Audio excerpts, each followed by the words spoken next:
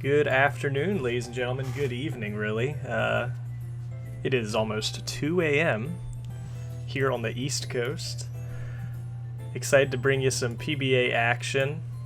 I'm Davy. I'm joined today by my son, baby Cody, a 6-week-old baby.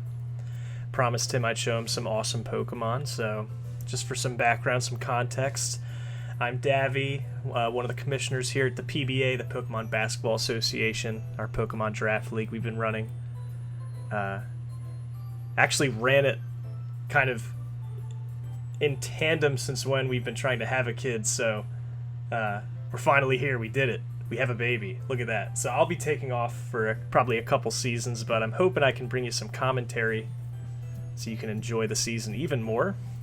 This is season 10 of the PBA. We've been running for almost 3 years, a little bit over 3 years now. And we're playing Generation 8 national decks. So enough about me.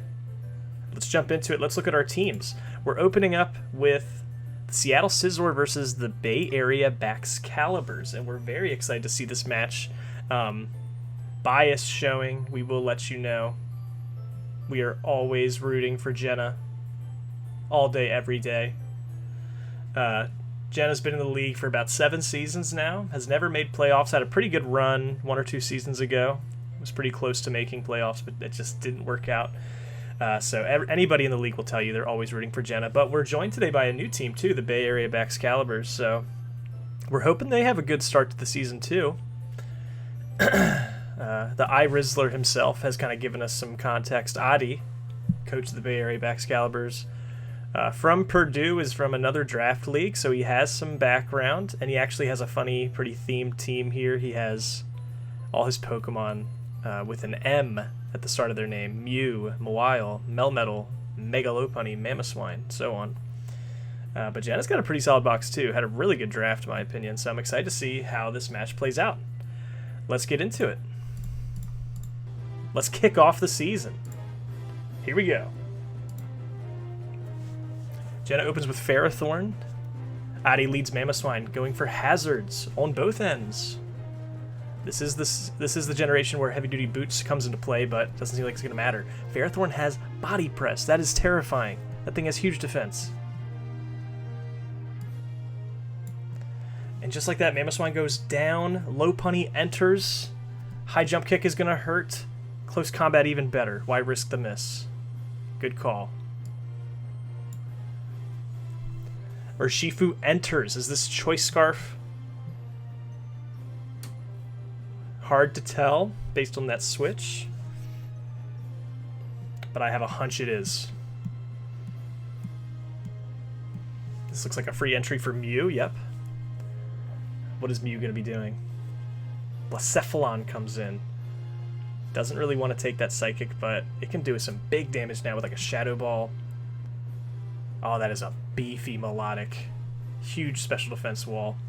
And actually Heatran comes in on the Melodic. That's interesting.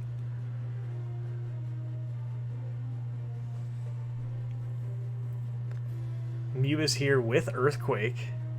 Takes out the Heatran. Komodo comes in now. Psychic chunks it. Z, Clangorous, Soul Blaze.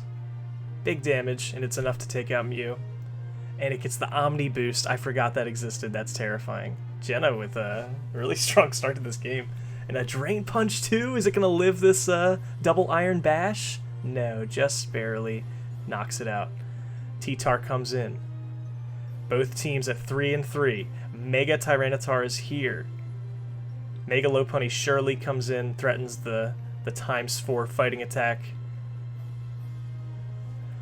T-Tar goes down, but the Choice Scarf Close Combat is now on the board. That's going to knock out Lopunny, and it will surely probably 2-shot Melodic, right? Oh, 1-shot it. Yeah, absolutely. And I think Jenna's going to take game 1 here.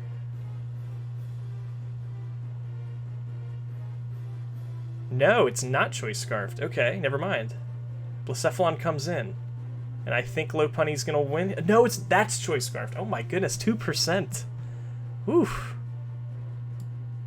My goodness. Jenna takes game 1. That's awesome. That was an awesome game.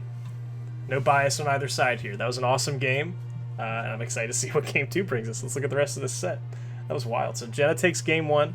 Adi has the choice to shift up his team. Jenna's locked into this team since she won with it. Let's go to game 2.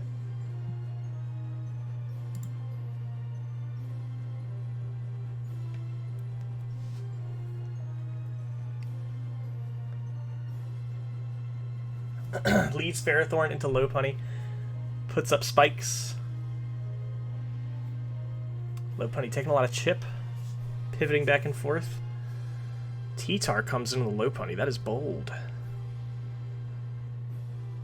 Yeah, and that scrappy Lopunny hitting ghost types. Gotta be mindful of that.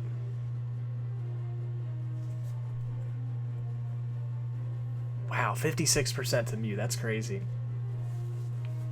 That thing hits. Is that choice banned? Urshifu? Is that what this is? Maybe.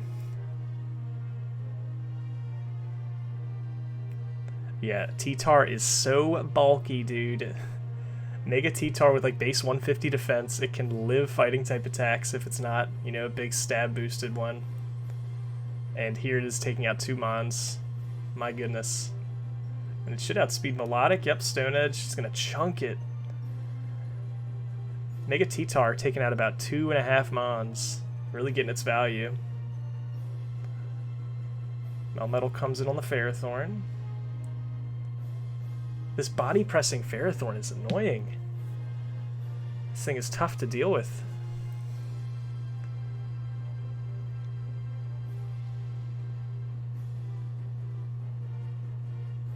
And it's going to just live, take out the Melmetal, but then surely, really anything can come in, probably the Lopunny, and finish this thing off. No Melodic, should outspeed.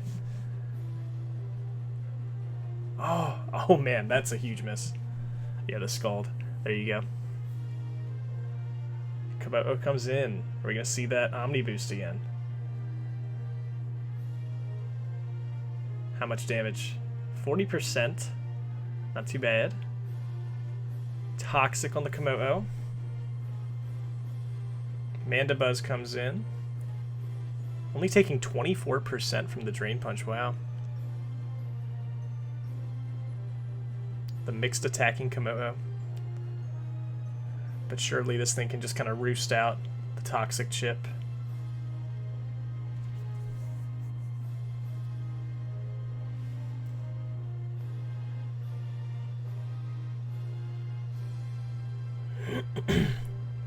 Adi really trying to weigh in what his resources are left in this game. What can he sacrifice? What can he keep alive?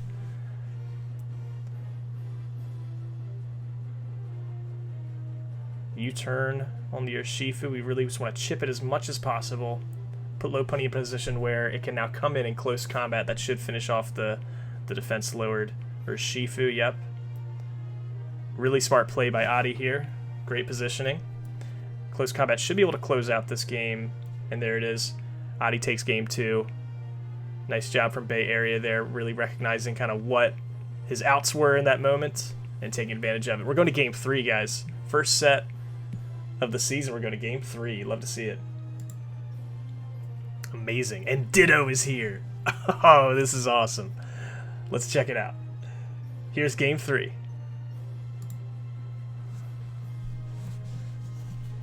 Ferrothorn Mandibuzz going to taunt. No hazards for you, Jenna.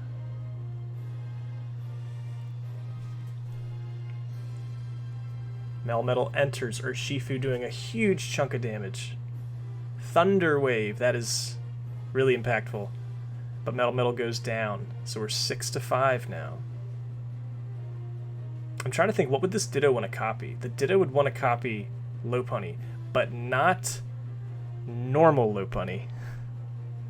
And definitely not into a fighting type attack, so Ditto is gone. Sadly, we won't get to see much Ditto this game. We're going to see the Omni Boost from Komodo. Jenna has a scary box, dude. She drafted really well. Both these teams have really good boxes. I think that's a trend we'll notice this season. And a Toxic on Komodo, going to get shipped down once again. But the Drain Punch able to take it out, recover. You have an Omni-boosted Komodo staring you down. What do you do? Flamethrower is an interesting click there. I would think just Drain Punch. Maybe trying to predict the Mew coming in? Oh, man. Good clicks from Jenna. I'm really making sure the Komodo goes out with a bang. And there it is, the Mega T-Tar, tanking the close combat, of course. I'm looking at the Pokemon that are left for Seattle, and it looks like Mega Lopunny should be able to clean this up with some positioning, like we saw from Adi in the previous game.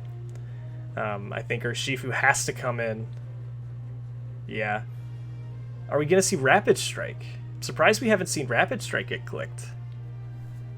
I feel like Rapid Strike, but I guess it's Rocky Helmet, so that would have hurt as well. And now I think Mega Lopunny should be able to come in and clean this up, but we'll see how this plays out. 2-2, but both with a serious fighting weakness. Let's see. Can Mamoswine chip this Ferrothorn down enough? I believe that will be enough. And Body Press will knock this out.